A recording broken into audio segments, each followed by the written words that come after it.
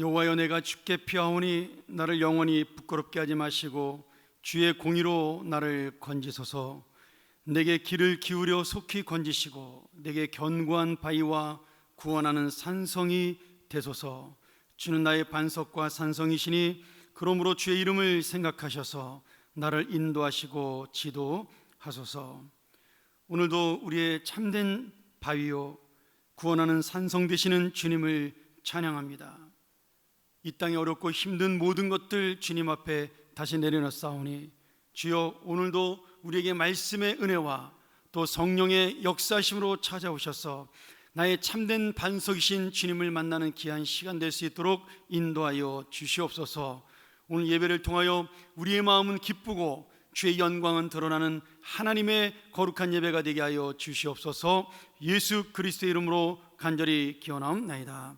아멘. 전능하사 천지를 만드신 하나님 아버지를 내가 믿사오며 그 외아들 우리 주 예수 그리스도를 믿사오니 이는 성령으로 잉태하사 동정녀 마리아에게 나시고 본디오 빌라도에게 고난을 받으사 십자가에 못 박혀 죽으시고 장사한 지 사흘 만에 죽은 자 가운데서 다시 살아나시며 하늘에 오르사 전능하신 하나님 우편에 앉아 계시다가 저리로서 산자와 죽은 자를 심판하러 오시리라. 성령을 믿사오며 거룩한 공예와 성도가 서로 교통하는 것과 죄를 사하시는 것과 몸이 다시 사는 것과 영원히 사는 것을 믿사옵나이다. 아멘.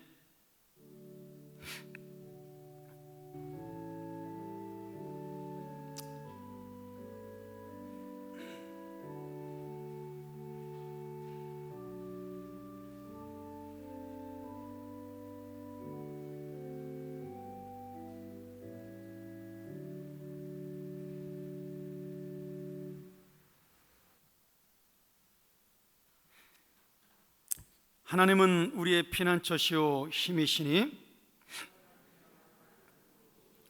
그러므로 땅이 변하든지 산이 흔들려 바닷가운데 빠지든지 바닷물이 솟아나고 뛰놀든지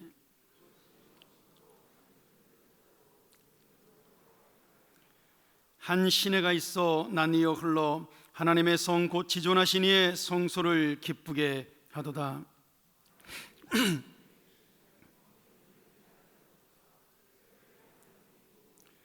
그가 땅끝까지 전쟁을 쉬게 하시며 이르시기를 너희는 가만히 있어 내가 하나님됨을 알지어다.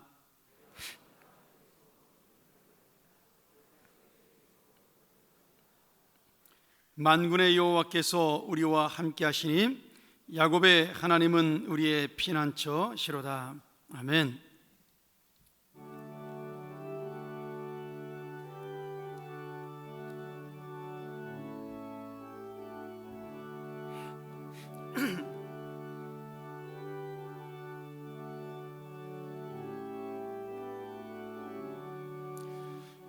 크신 하나님의 사랑 말로 다 영영 못하네.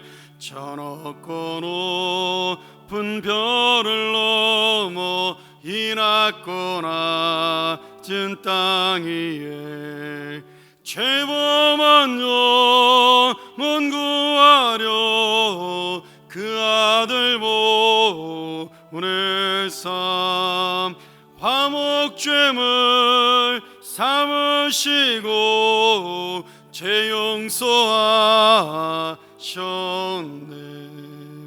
하나님 크신 사랑은 측량 다 못하네. 영원히 변치 않는 사랑 성도여 찬양하세. 괴로운 시절 지나가고 땅 위에 영화세할 때 주 믿지 않던 영혼들은 큰 소리 외쳐 울어도 주 믿는 성도들에게 큰 사랑 베푸삼. 우리의 죄 사했으니 그네 있을까. 하나님 크신 사랑은 측량다 못하네. 영원히 변치 않는 사랑 성도여 찬양하세.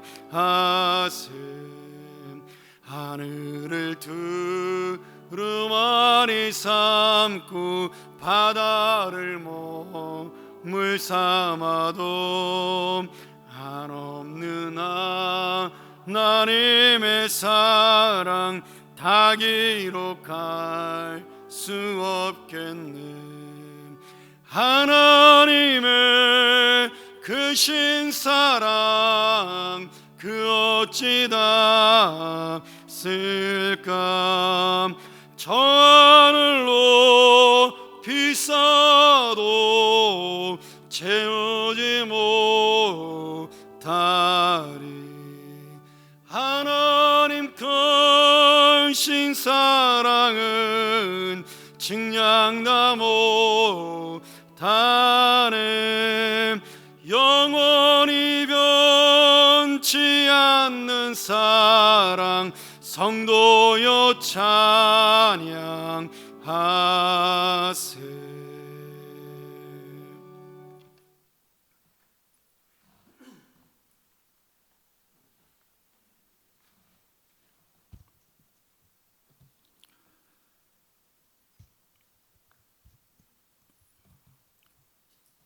사랑과 은혜가 풍성하신 하나님, 거룩한 주일 이곳에 모여 함께 예배드릴 수 있도록 허락하여 주신 하나님께 감사 기도를 드립니다. 이 자리에서 함께 예배드리는 것이 이토록 소중하고 귀한 것인지를 알게 하여 주심도 감사를 드립니다. 각자의 처소에서 온라인 예배로 갑갑했던 마음을 떨쳐버리고 한 자리에 모여 예배드리는 이 자리가 너무나 소중하게 느껴집니다. 그렇지만 코로나19는 아직도 수도권 개척교회를 비롯한 곳곳의 집단시설 등에서 산발적으로 발생되어 어렵게 재개된 소중한 예배의 자리와 우리의 일상생활을 어렵게 하며 경제활동 등의 제약 등으로 인해 우리와 우리 이웃들의 삶을 여러모로 어렵게 하고 있습니다. 힘들어하는 우리의 이웃들을 보살펴 주시고 이 사태가 조속히 종식되어 전 세계가 코로나 이전 상태로 돌아가 전 세계가 함께 잘 사는 날이 오기를 간절히 기원합니다. 우리 모두는 코로나19 예방 규칙들을 잘 지켜서 나로 인하여 내 가족과 이웃들에게 피해를 주지 않고 어렵게 재개된 이 예배가 다시는 중단되지 않도록 정해진 규칙들을 잘 지키는 성숙된 교인들이 되게 하여 주시옵소서. 믿음은 바라는 것들의 실상이요 보이지 않는 것들의 증거다. 또한 하나님의 나라는 말에 있지 아니하고 오직 능력에 있음이라 하는 말씀과 같이 이 어려운 시기에 우리 할 일은 하나님의 능력을 믿고 코로나19 바이러스 치료제가 속히 개발되어 전 세계가 교류하며 함께 잘 사는 날이 오기를 간절히 기도드릴 때 하나님은 우리의 기도에 응답해 주실 것을 확실히 믿습니다. 사랑의 주님, 지금 어려운 상황들로 인하여 우리의 믿음이 약해지지 않기를 기도합니다. 생활 속 거리두기 실천으로 예전과 같이 함께 모여 기도하는 시간이 줄어들고 신앙 훈련의 시간과 기회가 줄어들어 또한 상호 교제의 시간들이 없어졌지만 그럼에도 불구하고 우리의 믿음 생활이 변치 않도록 간절히 기도드리며 각자의 처소에서 개인 기도의 시간과 말씀 읽기에 매진하여 어려울 때일수록 더욱더 흔들리지 않는 강력한 믿음을 갖게 하여 주시옵소서. 한층 더 무더워지는 여름 날씨에 마스크까지 쓰고 생활해야 하는 현재의 상황이 우리를 힘들게 하지만 하나님이 함께하여 주셔서 우리의 건강을 지켜주시고 특히 연로하신 어른들의 건강과 그들의 안위를 지켜주시기를 간절히 기도드립니다. 평안의 재단에 세워주신 황석형 담임 목사님을 영육간에 강건히 붙잡아 주시고 성령 충만케 하여 주셔서 목사님을 통하여 전해주시는 말씀에 은혜가 넘쳐나게 하여 주시고 전해주신 말씀을 의지하여 세상 속에서 승리의 삶을 살기를 기원합니다. 영압으로부터 에바다부에 이르기까지 하나님의 은혜가 넘쳐나게 하여 주셔서 오래전에 이곳에 세워진 평안교회가 세세토록 하나님 보시기에 좋은 교회로 잘 보존되고 계승되기를 기원합니다. 이를 위하여 수고하시는 부교육자님들에게도 하나님의 한없는 은혜를 주셔서 그 사역들을 잘 감당하게 하여 주시옵소서. 땅끝까지 복음을 전파하기 위해 파송된 선교사님과 그들의 가족을 코로나로부터 안전하게 지켜주셔서 이방 민족에게 하나님의 복음을 전하는 사역들이 중단되지 않고 잘 이루어지기를 기원합니다. 말씀을 듣겠습니다. 지난주부터 시작된 빌립보서 강해를 통해 어려움에 처한 사도 바울의 믿음에 관한 말씀에서 현재 우리가 겪고 있는 어려운 상황들을 슬기롭게 극복할 수 있는 믿음을 갖게 하여 주시고 세상 속에서 승리하며 살아갈 수 있는 생명의 양식이 되기를 간절히 기도하며 이 모든 말씀 지금도 살아계셔서 우리와 함께 역사하시는 예수 그리스도 이름 받들어 기도드리옵나이다.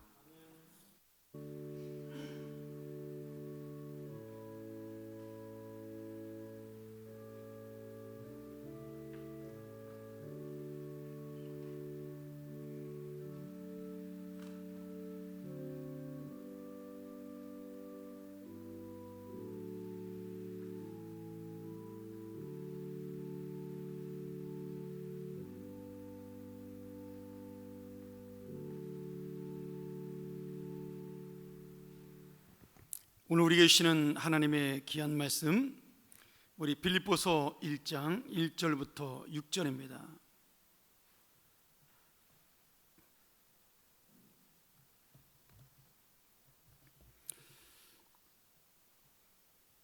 우리 한 절씩 교독하면서 오늘 주실 주님의 은혜를 나누도록 하죠. 오늘 특별히 1절과 2절 우리 깊이 있게 읽었으면 좋겠습니다. 그리스도 예수의 종 바울과 디모데는 그리스도 예수 안에서 빌립보에 사는 모든 성도와 또한 감독들과 집사들에게 편지하노니 하나님 우리 아버지와 주 예수 그리스도로부터 은혜와 평강이 너희에게 있을지어다. 내가 너희를 생각할 때마다 나의 하나님께 감사하며 간구할 때마다 너희 무리를 위하여 기쁨으로 항상 간구함은 너희가 첫날부터 이제까지 복음을 위한 일에 참여하고 있기 때문이라. 너희 안에서 착한 일을 시작하신 이가 그리스도 예수의 날까지 이루실 줄을 우리는 확신하노라. 아멘. 오늘 우리 빌립보서 강의 말씀 지난주에 이어서 두 번째 시간인데요. 오늘은 1절과 2절을 좀 중심으로 말씀을 나누도록 하겠습니다. 제가 얼마 전에 그렇게 며칠 되지 않았는데 쉬는 날 저희 아내와 함께 남산을 정말 오랜만에 올라간 적이 있습니다. 제가 사실 굉장히 그 남산 근처에 오래 살았죠. 미국 가기 전에도 남산 바로 옆에서 한 8년 살았고 또 계속 이 근처에 살았으니까 실제로 남산에 굉장히 가까이 살았는데 지금까지 한 20몇 년 동안 남산을 올라온 게 딱 3번입니다. 그러니까 참 이게 가까이 있다고 해서 누리는 것만은 아닌 것 같더라고요. 이번에 제가 오랜만에 정말 남산에 그 도서관 앞에 차를 주차하고 우리 안사람하고 같이 걸어 올라갔는데 하도 오랜만에 갔더니 그 평지로 올라가는 길을 제가 놓쳐가지고 길을 따라가다 보니까 계단으로 올라가는 길로 올라가게 되었습니다. 굉장히 힘들더라고요. 한 20분 정도도 안 걸린 것 같은데 뭐 계단으로 올라가니까 너무 힘들었는데 올라간 다음에 그 팔각정에 서 있으니까 너무 시원하고 너무 좋더라고요. 근데 제가 올라가고 내려가면서 그런 생각이 들었습니다. 아무리 힘든 오르막길도 어느새 끝이 나고 또 내려올 때는 좀 쉬운 그 셔틀버스가 내려오는 그 평지길로 내려왔는데 산책로로 내려오니까 편하고 쉬웠지만 우리가 살아가는 인생의 길도 그 끝에 시원한 소망이 있다면 오르막길이라고 해서 힘들고 어려운 것만은 아니라는 생각이 들었고요. 또 반대로 내리막 인생의 길도 그 내려가는 길에 쉼과 회복이 있다면 실패만은 아니고 그 오르막과 내리막 속에서 우리 인생을 새롭게 준비하는 여러 가지 모습이 있다라는 생각이 들었습니다. 올라갈 때는 그 팔각정의 시원한 바람을 기대했고요. 내려갈 때는 또 집에 가서 샤워하고 쉴 수 있다라는 편안한 생각이 그 힘든 것들을 우리가 이길 수 있는 그런 마음들이 있다라는 거죠. 우리 인생에도 오르막의 인생이 있고 내리막의 인생이 있습니다. 뭐 오르막도 힘들 수 있고 내리막도 힘들 수 있지만 그 모든 것들이 정말 우리가 가는 과정 속에 있고 끝이 아니라면 저는 분명히 하나님께서 우리 계시는 그런 인생에 또 다른 은혜가 있다라고 믿습니다. 지금 내가 가는 길이 오르막길이라 힘들고 아니면 내리막길이기 때문에 내 인생이 고통스럽다 할지라도 그 인생의 끝을 향해서 주님의 주시는 은혜를 다시 한번 우리 마음속에 놓치지 않는 그런 귀한 시간 되기를 주님의 이름으로 간절히 축복합니다. 오늘 우리가 나눌 빌립보서 두 번째 나눔도 바로 이런 사도 바울의 인생 오르막길과 내리막길을 통한 은혜가 나타나고 있습니다. 제가 한 두 가지로 이 은혜를 여러분과 나누고자 하는데요. 첫 번째로 빌립보 전도는 사도 바울이 원했던 사역이 아니라 하나님이 시키신 사역이었지만 그가 믿음으로 순종하니 복음의 역사가 일어났습니다. 이 빌립보 교회가 세워진 그 이유 그리고 그런 동기들을 살펴보면 우리가 이것이 사도 바울의 원래 목적이 아니라는 것을 알 수가 있습니다. 사도행전 16장을 보면 사도 바울이 빌립보에 가서 어떻게 전도를 했는지를 아주 자세히 우리가 볼 수가 있는데요. 바울은 바나바와 함께 1차 전도 여행을 다녀온 다음에 다시 실라와 디모데를 동행해서 2차 전도 여행을 가게 됩니다. 원래 2차 전도 여행의 목적은 1차 때 방문하고 세웠던 도시와 교회들을 다시 방문해서 아시아 지역으로 전도 여행을 가는 것이 목적이었습니다. 그러니까 그 당시에 세웠던 여러 지역들이 교회가 잘 세웠나를 확인하고 그들을 격려한 다음에 바울은 좀 더 멀리 아시아 쪽으로 전도로 가기를 원한 거죠. 근데 우리가 잘 아는 대로 사도행전 16장 9절에 밤의 환상 가운데 바울이 마게도냐 사람이 자기에게 와서 우리를 도와달라고 하는 환상을 보게 됩니다. 그래서 바울은 이 환상을 보고 이 환상은 그냥 나온 것이 아니라 성령께서 나에게 주신 말씀이라고 생각을 하고 복음의 발걸음을 지금의 유럽 쪽으로 아시아가 아닌 이 마게도냐 지방을 중심으로 한 유럽 쪽으로 발길을 돌리면서 제일 먼저 간 지역이 어디냐면 바로 오늘 빌립보 도시입니다. 그리고 그 빌립보 도시에 가서 복음을 전함으로 빌립보 교회가 세워지게 되는 거죠. 한번 나중에 여러분 사도행전 15장과 16장을 읽으면 이 자세한 말씀을 볼 수가 있습니다. 그리고 오늘 사도 바울이 이 빌립보 교회에 문안 편지를 보내면서 디모데를 언급하는 것을 볼 수가 있습니다. 그 말씀 뭐냐면 이 디모데가 빌립보 교회를 같이 세우는 동역자였고 그리고 나중에는 이 빌립보 교회를 가서 목회했던 목회자이기 때문인 거죠. 그러니 이 빌립보 교회는 사도 바울에게는 굉장히 의미가 있는 교회였습니다. 첫 번째로 자기가 유럽에 복음을 전했던 도시에 세워진 첫 번째 교회가 되는 거죠. 우리는 이해할 수 없지만 성령의 역사가 이렇게 이루어져서 복음은 유럽에서 먼저 시작이 되게 됩니다. 그리고 유럽의 복음은 후에 미국으로 건너가고 아시아는 거의 1800년 뒤에나 이 복음을 듣게 되죠. 우리 한번 지도 한번 볼까요?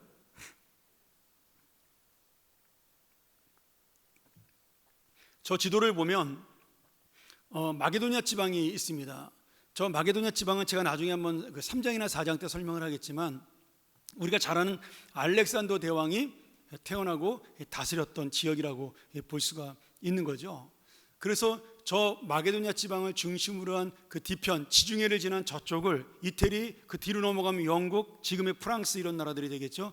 저것을 우리가 지금의 유럽이라고 볼 수가 있습니다. 그리고 지금 표시되고 있는 빌립보 지역, 원래 바울이 가고자 했던 것은 그 표시되어 있는 아시아 지방을 중심으로 해서 갑바도기아 뒤편으로 원래 바울은 복음 전하기를 원했습니다. 그리고 처음에 복음을 전했던 것도 그 소아시아 지역이었던 거죠. 만약에 바울이 그때 이 환상을 보지 않고 원래 계획대로 아시아로 복음을 전하러 갔더라면 아마 터키 지방을 중심으로 해서 중국, 인도, 그리고 우리나라까지 아마 500년 안에 복음이 건너오지 않았을까, 그렇게 우리가 생각을 해볼 수가 있습니다. 근데 하나님의 역사는 무슨 이유인지는 모르겠지만 그 아시아로 오는 바울의 발길을 막았고, 그래서 복음은 유럽부터 전해지면서 나중에 신성 로마 제국이 형성이 되고 그 로마 제국을 통해 전 유럽으로 복음이 퍼지는 그런 결과를 낳게 되는 거죠. 중요한 건 지금 이 바울이 가고자 한 유럽 지역, 빌립보 지역이 원래 바울이 원했던 지역이 아니라는 겁니다. 그런데 바울은 자기가 원했던 그런 모든 사명, 계획, 그리고 모든 역사들을 다 포기하고 지금 그 환상을 통하여 깨달은 주님의 뜻에 온전히 순종해서 유럽으로 가는 길을 그렇게 택하는 놀라운 믿음을 보여주게 됩니다. 아니 뭐 아시아로 가던 선교지를 유럽으로 바꾼 게 뭐 이렇게 대단한 거냐? 여러분, 우리가 선교를 해보면 알지만 이건 엄청난 변화입니다. 한번 우리가 이제 금요일마다 선교사님 보고를 듣지만요, 선교사님이 어떤 한 사역지를 가기 위해서 준비하려면 수년을 준비를 합니다. 사도 바울도 마찬가지죠. 바울과 실라와 이 디모데가 아시아적으로 가기 위해서 그 아시아 지역의 정보와 그리고 그 교회들의 도움과 그런 것들을 굉장히 많은 계획들을 세워놨을 것입니다. 그리고 한번 생각을 해보세요. 지금 바울이 혼자 떠나는 게 아니라 여러 교회 도움을 받는 거잖아요. 예루살렘 교회 파송과 안디옥 교회 후원을 받고 지금 떠나면서 자기는 몇 년 동안 이 아시아 지역을 전도하겠다라고 그렇게 계획을 발표하고 도움을 요청했는데 갑자기 나 유럽으로 바꿔야 되겠습니다, 이렇게 얘기하면 바울을 파송한 모교회에서 좋아할까요? 이건 굉장히 쉬운 일이 아닌 거죠. 저희가 아프리카로 파송한 우리 선교사님이 갑자기 나 아프리카가 나랑 체질이 안 맞는 것 같아요, 목사님. 제가 그냥 저 아시아 가까운 한국에 있는 그 가까운 아시아로 떠나겠습니다, 그래버리면 교회에서 선교 계획 자체가 어그러지는데 그것이 얼마나 복잡하고 힘든 일이겠어요. 실제로 그런 일 때문에 선교사와 교회의 관계가 끊어지는 적도 꽤 있습니다.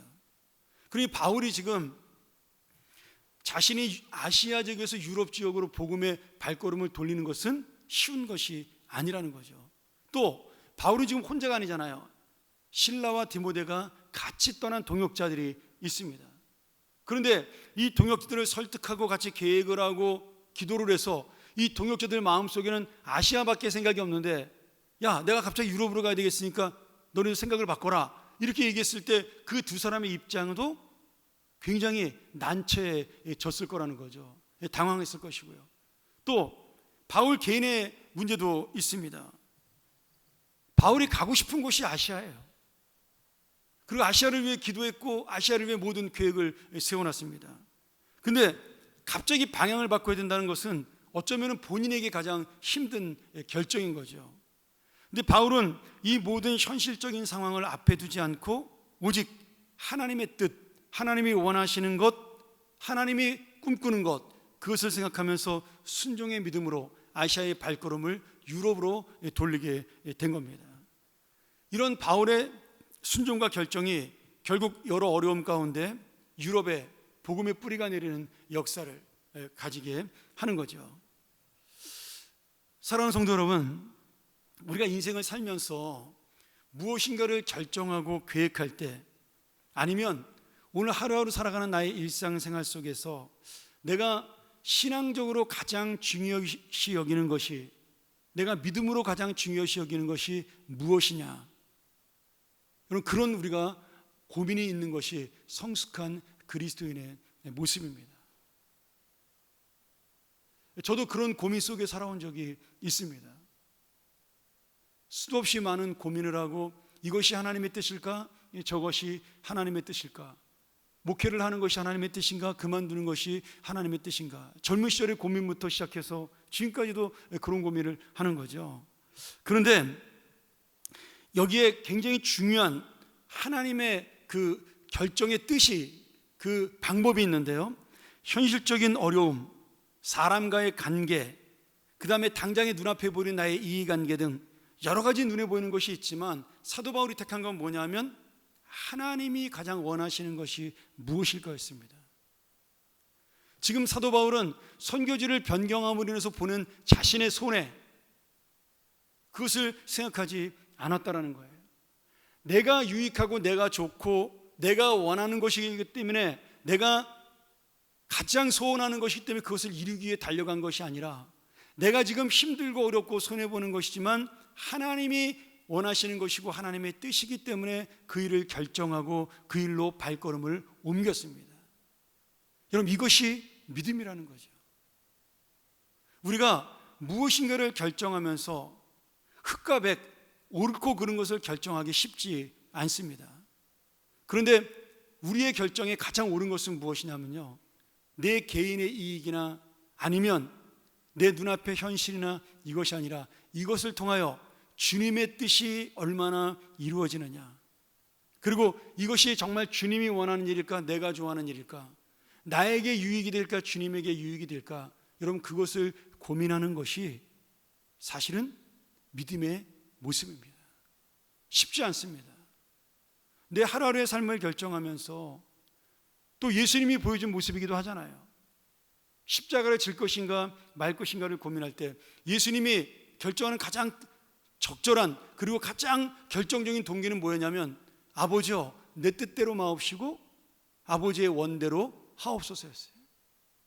주님의 뜻은 이 잔을 내게서 거두어 가기를 원하는, 십자가를 지지 않는 것이었습니다. 그런데 주님의 마지막 결론은 뭐였냐면, 주님의 뜻대로, 아버지의 원하시는 뜻대로 해달라는 기도였죠. 그리고 거기에 순종했습니다. 여러분, 만약에 예수님이 자신의 원대로 그 잔을 거둬들였더라면 예수님은 그 고난과 십자가를 지지 않아도 됐을지 모르지만 우리의 구원이라는 것은 있을 수가 없는 겁니다. 근데 주님이 자신의 유익과 이익을 내려놓고 포기하고 아버지의 원대로 해달라는 그 기도의 놀라운 실천을 통해서 이 땅의 구원의 역사가 일어나게 된 것이라는 거죠. 오늘 여러분, 내 인생 속에 수많은 것들을 결정하는 그런 순간들이 옵니다. 어떤 부분에서는 이것이 옳은지 그른지도 제가 확신할 수 없을 때도 많습니다. 교회 일도 마찬가지예요. 교회 공사를 하나, 아니면 프로그램을 세우나, 아니면 어떤 계획을 세우나, 목회 비전을 세우나, 이런 모든 것들도 어떤 것이 정말 옳은 것인지, 또 이것에 대해서 반대할 수도 있고 다른 의견이 나올 수도 있습니다. 그렇잖아요. 바울도 디모데와 실라가 다른 의견을 낼 수도 있는 거잖아요. 그러나 그 모든 것에서 마지막 결정할 수 있는 동기가 무엇이냐, 그리고 그 이유가 무엇이냐를 생각할 때 우리가 가장 중요한 것은 뭐냐면, 이것이 나의 유익과 내가 원하는 것, 내가 손해보는 것이냐, 아니면 주님이 원하는 것을 이루는 것이고 주님이 유익이 있는 것이냐, 그 결정에 따라 하나님의 구원 역사는 이루어지기도 하고 무너지기도 하는 것입니다. 저는 이번 주간에 어제 그제 북한에서 우리나라에 위협하는 모습을 보면서 참 가슴이 아팠습니다. 우리나라에는 잘 알려져 있지 않지만 지금 북한의 선교를 하고 미국에서 북한의 복음을 전하는 많은 사람들에게는 지금 북한이 굉장히 심각한 위기를 겪고 있다라는 거죠. 지금 북한의 모든 들어갈 수 있는 모든 자본이 다 끊겨 있는 상태입니다. 그래서 예전에 김정은이 다스릴 때, 자기의 아랫사람들을 다스릴 때 돈으로 다스렸죠. 근데 그것이 다 끊어지는 상태가 지금 돼가고 있는 거예요. 그러니까 지금 정권의 위기 상황이 온 거죠. 제가 그걸 보면서 제가 미국에 있는 북한 선교하는 분한테 그런 얘기를 했어요. 야, 이거 진짜 북한이 급한가 보다, 막 나가는 거 보니까. 그랬더니 그분이 정말 급하다 그러더라고요. 정말 급하다. 근데 여러분, 그때 김정은과 북한의 지도자들이 택해야 될 길이 무엇일까요? 지금 우리를 위협하고 협박하는 것이 아니라는 거죠. 정말 그가 진정한 지도자라면 자신을 내려놓는 것입니다. 여러분, 사실 북한의 문제는 어떻게 보면 굉장히 간단한 거예요. 핵을 내려놓고 지도자들이 자신의 그 자리를 내어놓고 개방하면 되는 거거든요. 그러면 순식간에 모든 것이 1년 안에도 해결될 수 있는 문제들이 거의 다입니다. 근데 못 내려놓는 거잖아요. 우리가 도와줄 수 없는 지금 상황이잖아요. 세계에서 막고 있으니까, 미국에서 막고 유엔에서 막고 있는데 어떻게 우리 마음대로 도와줄 수가 있겠어요? 그러니까 결국 어떤 지도자를 만나느냐, 그것이 굉장히 중요하다는 거죠.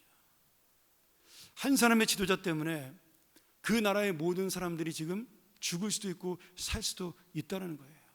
저는 우리가 이런 부분에서 북한을 위해 기도하기를 원합니다. 정말 누구든지 전쟁은 다 원하지 않는 바니까, 이건 보수 진보에 상관없이, 이념에 상관없이, 우리 6.25를 겪은 어른들이나 우리 세대를 모르는 젊은 사람에 상관없이 정말 북한 땅에 하나님의 역사가 일어나서 바른 지도자가 다시 세워지고 그 땅에 하나님의 역사가 임할 수 있도록, 아니면 지금 있는 지도자들의 마음이 바뀌어서 정말 백성을 위한 것이 무엇인지를 깨닫는 그런 나라가 될 수 있도록 여러분 기도를 해야 하는 겁니다.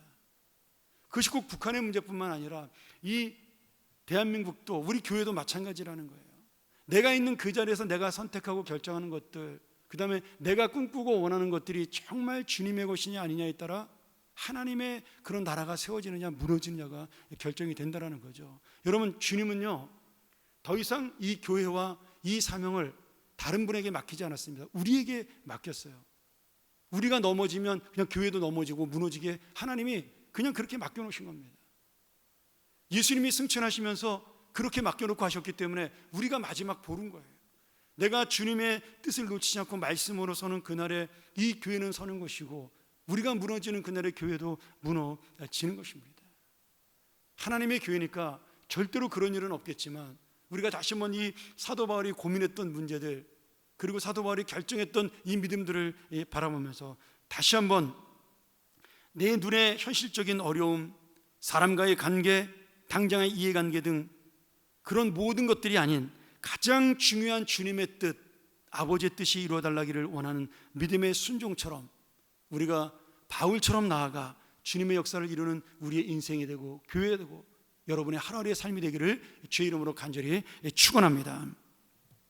두 번째로, 바울의 순종은 자신이 인생의 주인이 아니라 종이며 진정한 주인은 예수 그리스도라는 사실을 인정했기 때문에 나온 순종입니다. 우리 1절 한번 다시 볼까요? 제가 읽겠습니다. 그리스도 예수의 종 바울과 디모데는 그리스도 예수 안에서 빌립보에 사는 모든 성도와 또한 감독들과 집사들에게 편지하노니. 바울이 주님의 뜻에 따라 순종할 수 있는 믿음의 근거가 무엇냐면 1절에 자신을 예수 그리스도의 종이라고 소개하고 있는 겁니다. 당시 헬라 사회의 개념으로 이 종이라는 단어, 이 둘로스라는 단어는 노예라는 뜻과 똑같습니다. 월급을 받는 그런 일하는 사람이 아니라 주인의 완전히 종속된 주인의 것입니다. 주인의 소유예요.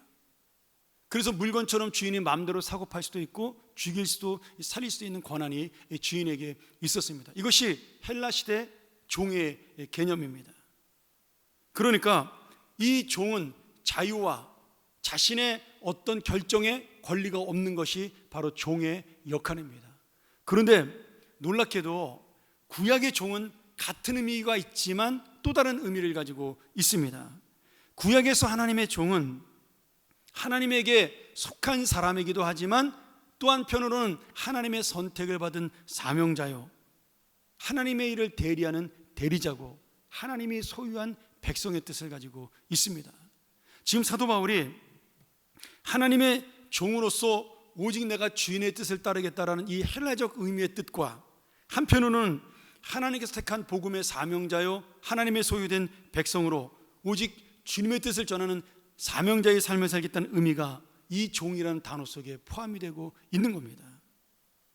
그러니 종의 사명은 주인이 원하는 일만 하는 것이니까 자신은 힘들고 어려워도 주인이 원하는 일이 이루어지면 그것이 가장 좋은 일입니다. 그리고 그것이 또한 종의 사명이기도 한 거죠. 이런 의미에서 오늘 우리가 읽었던 2절 말씀이 굉장히 중요한데요. 한 번 더 보죠.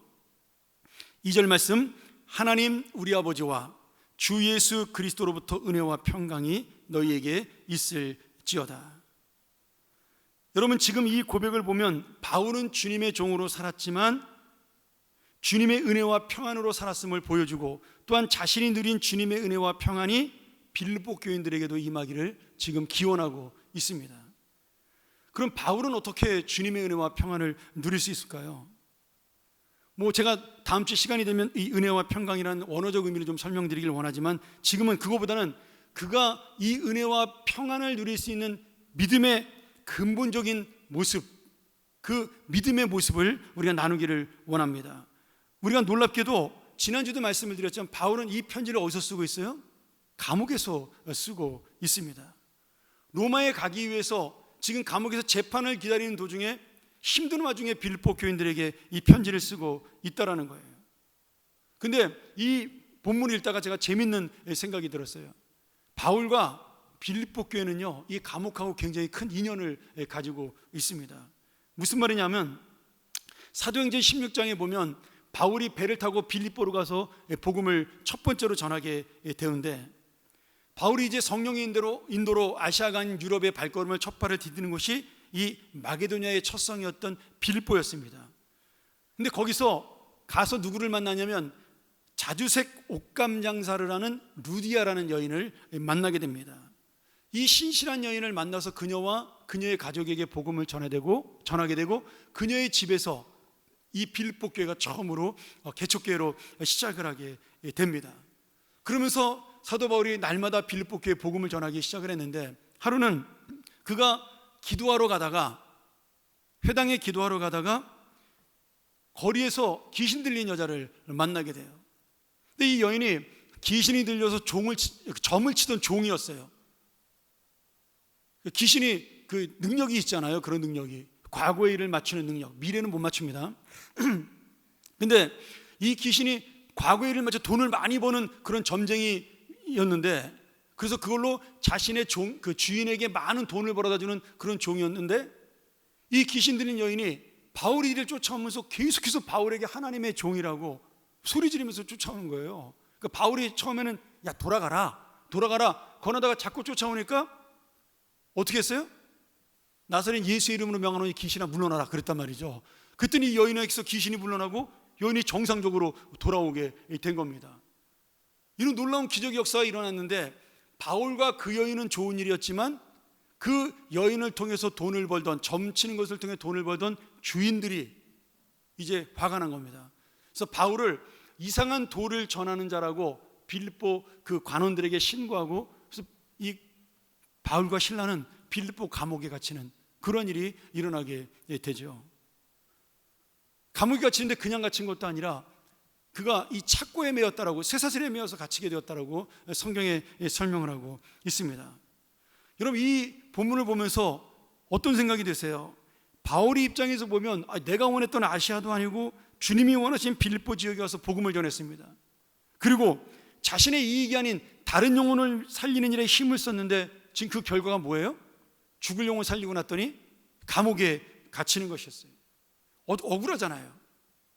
마음이 얼마나 힘들겠어요.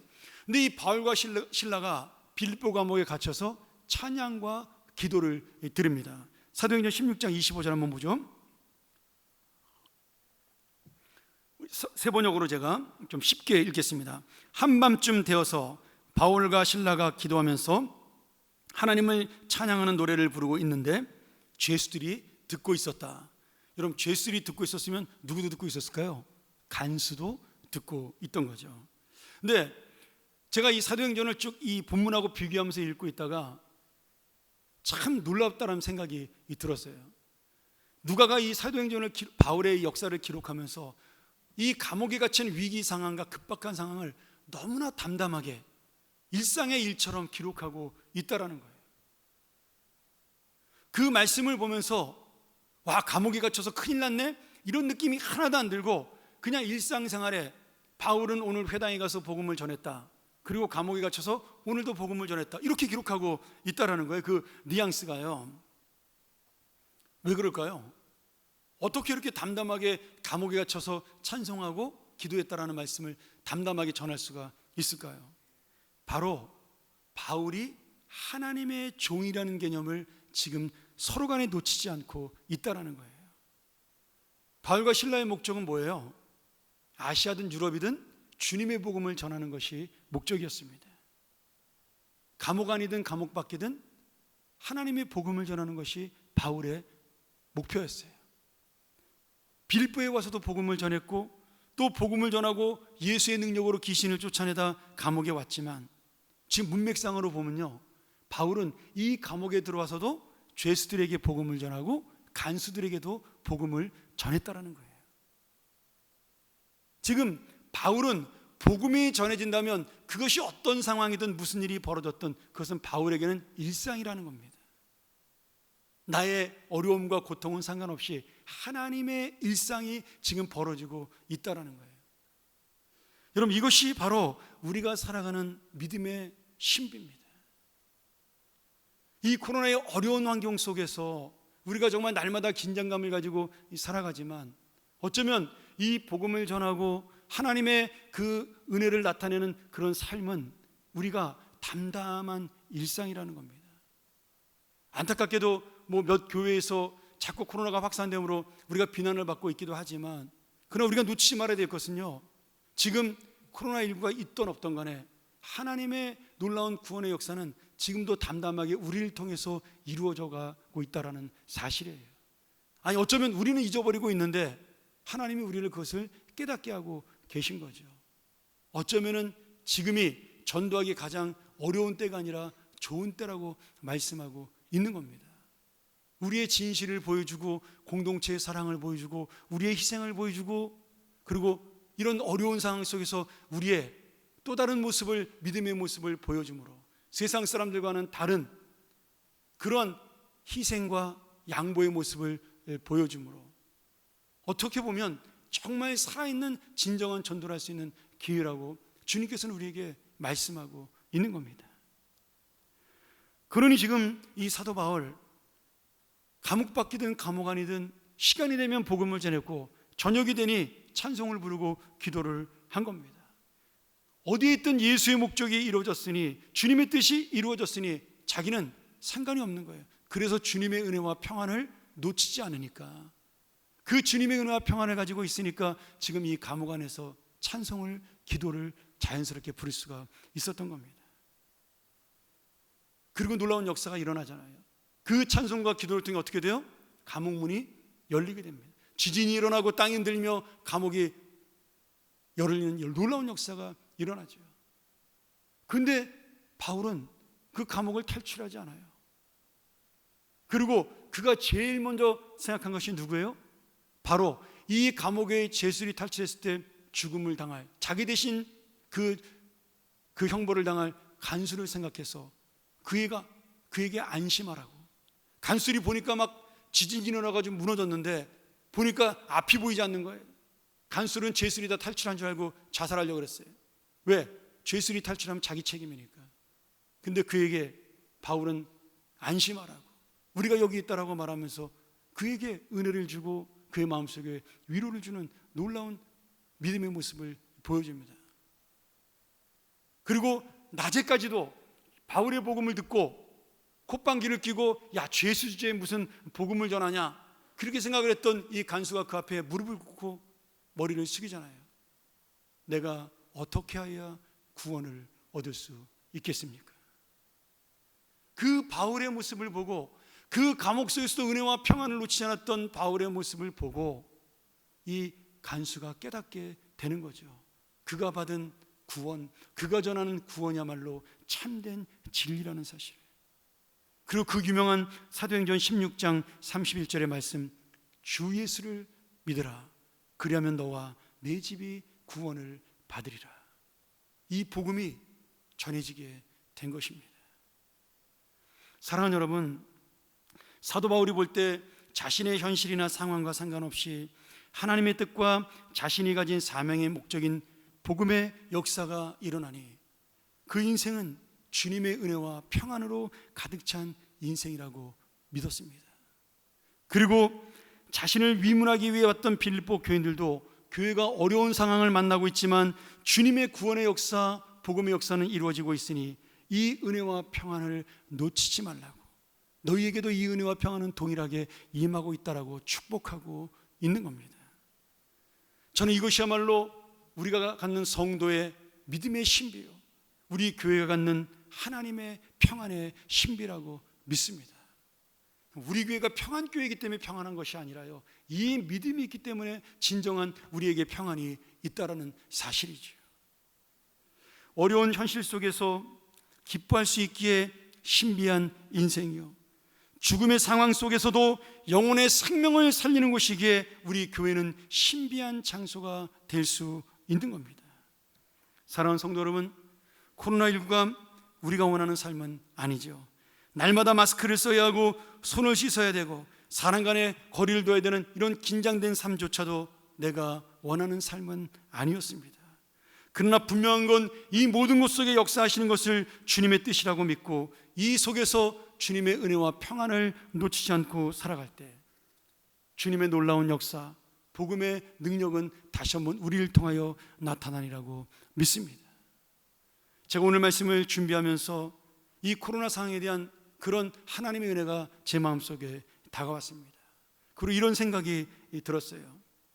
코로나19는 마스크로 우리 얼굴을 가리라고 하는데 온갖 부끄러움을 저지르고도 내 얼굴을 가릴 줄 몰랐던 우리에게 이제는 부끄러움을 알고 욕심을 가리라는 주님의 은혜입니다.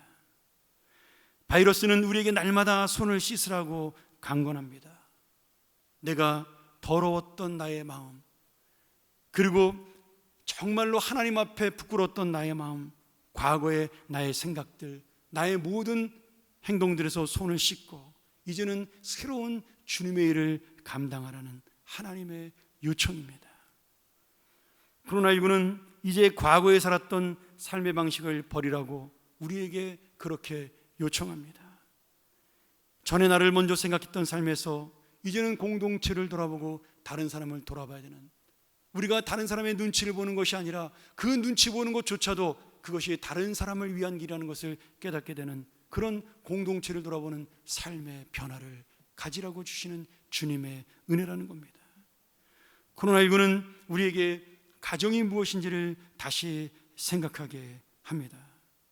사업에 바쁘고 직장에 바빠서 정말 숨가쁘게 살았던 아빠의 삶, 남들의 인정과 박수를 바라보고 자녀를 키웠던 엄마의 삶, 학교와 학원, PC방이 생활의 주공간이었던 자녀들의 삶에서 이제는 저녁마다 서로의 얼굴을 바라보고 한 상에서 밥을 먹으며 마음에 있는 이야기들을 주고받으며 서로를 돌아보라고 지금 주님은 우리에게 말씀해주고 있는 겁니다.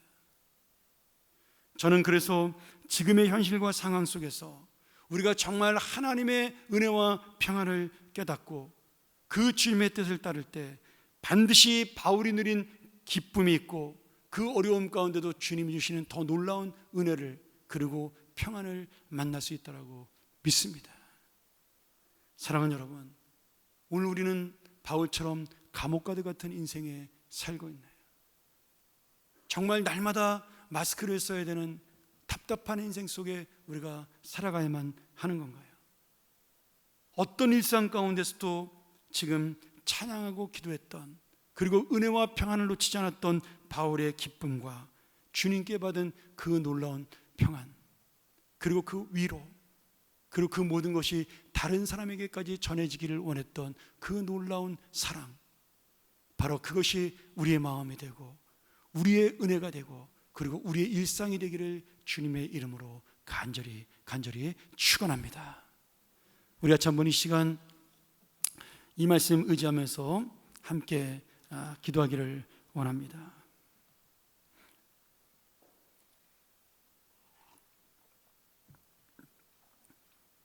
오늘 우리는 힘들고 어렵고 괴로운 것만 생각을 합니다.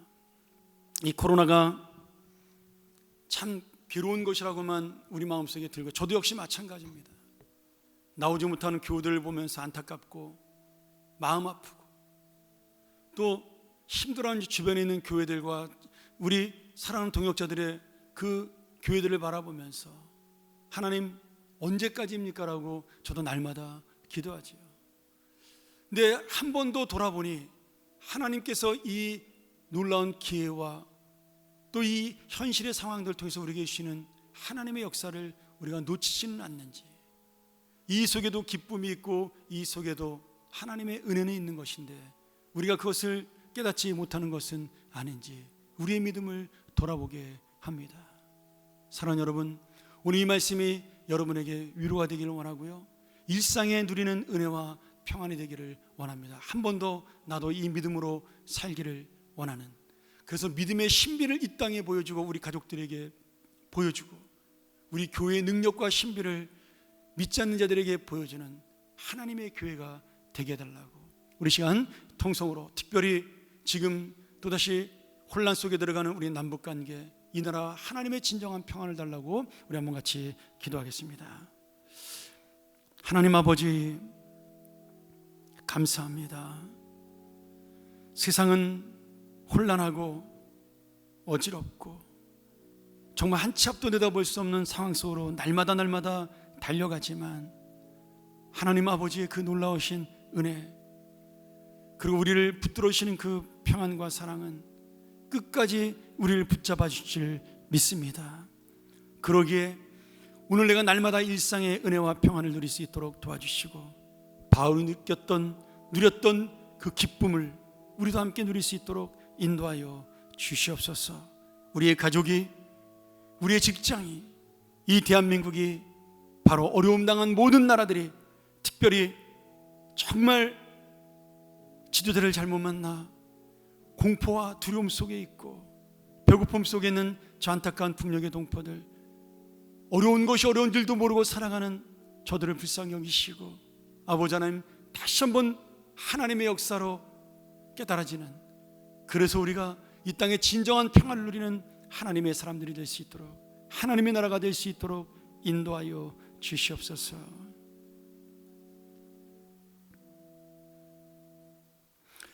하나님 아버지, 정말 숨쉬는 순간마다 주님의 은혜를 생각하고 흘러가는 순간마다 주님의 평안을 누립니다.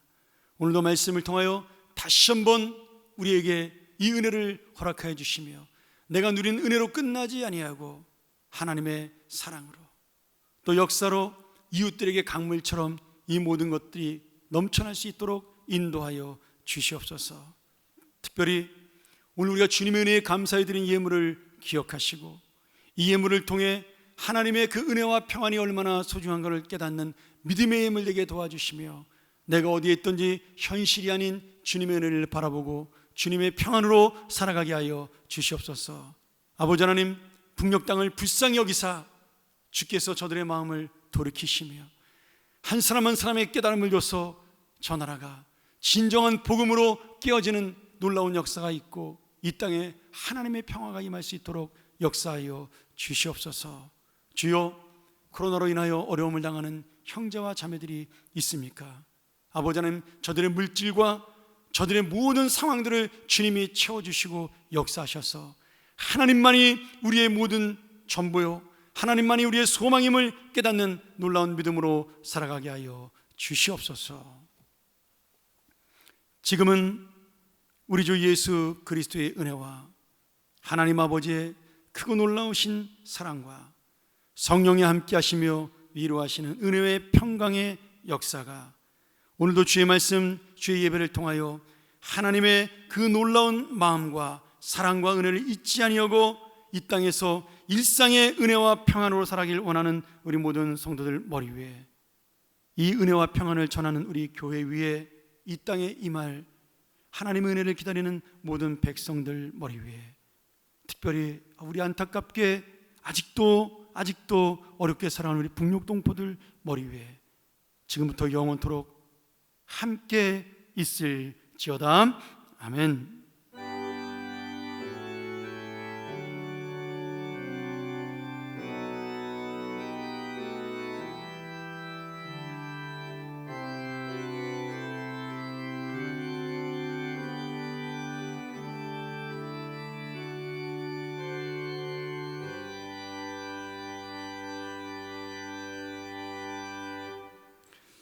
예, 감사합니다. 우리 예배 마쳤고요. 옆에 있는 분들 같이 한번 인사할까요? 예, 은혜와 평안으로 살아갑시다. 여러분 다시 한번 우리 정말 이 위기 속에 하나님의 은혜와 평안을 놓치지 않는 귀한 하나님의 사람들이 되길 부탁드리겠습니다. 우리 코로나19 지금 정말 위기와 그 전환 속에서 계속 왔다 갔다 하는 그런 어려운 상황들인데 여러분 위해서 기도해 주시고요. 지금 또 뭐 어제도 지금 조금 줄었다가 다시 늘어나고 줄었다 늘어나는 그런 일들이 반복되고 있습니다. 지금 교회도 계속 상황을 주시하고 있는 그런 형편인데 여러분 우리 교회를 위해서 또 우리 교육 부서들 위해서 기도를 부탁드리고 또 이 상황 속에서 여러분 우리가 살 길은 기도밖에 없는 것 같아요. 지금 우리가 아무것도 할 수 있는 게 사실 없지 않습니까? 기도의 시간 놓치지 아니하고 우리가 함께 나와서 기도할 수 있는 자리를 지켜주시기를 간절히 부탁드리겠습니다. 우리 평안교회 70주년 준비위원회 지금 우리 물밑에서 가동 중인데 저희가 내년의 준비를 위해서 지금 평안교회 자료들을 또 문서들을 수집하고 모집하고 있습니다. 개인별로 우리 사진이나 또 예전 뭐 50년 전 주보도 괜찮고요. 그리고 또 아니면 예전에 있었던 교회 사진 같은 거 여기 이 평안교회 건물 말고 저 길 건너편에 있었던 그런 모습들 뭐 아니면 우리가 또 서문교회랑 합쳤을 때 그런 예배들 그런 기념들 사진들이 교회에 잘 없는데 있으면 꼭 갖다 주시면 감사하겠습니다. 저희가 다시 나중에 스캔하고 난 다음에 여러분이 돌려드리도록 그렇게 하겠습니다. 우리 이번 주간 금요일 주드림 선교사님이 지난주 금요일 날 선교보고 및 말씀을 나눴는데 정말 감동이 되는 시간이었습니다. 중국이란 특수한 상황 때문에 제가 우리 주드림 선교사의 사역을 여러분에게 자세히 설명 잘 못했습니다. 그동안은 사실은. 어제 금요일날 그 얘기 들으면서 저도 가슴이 많이 뭉클했고 그리고 굉장히 감동을 받았는데 우리 이번 주에도 또 우리 이신희 선교사님이 탄자니아 선교 보고 오랜만에 갔습니다. 여러분 금요일에 오셔서 귀한 은혜의 시간 되기를 부탁을 드리겠습니다. 수납빌딩 주차 안내 우리 지난주에 한번 드렸는데 오늘까지만 드리도록 하죠. 엘리베이터 이용이 되지 않으니까 여러분 불편하더라도 계단으로 올라와 주시면 감사하겠습니다. 우리 지난주에는 주보 광고는 못 나왔는데 토요일 날 우리 이영진 형제와 고은미 자매 첫째 아들을 순산했습니다.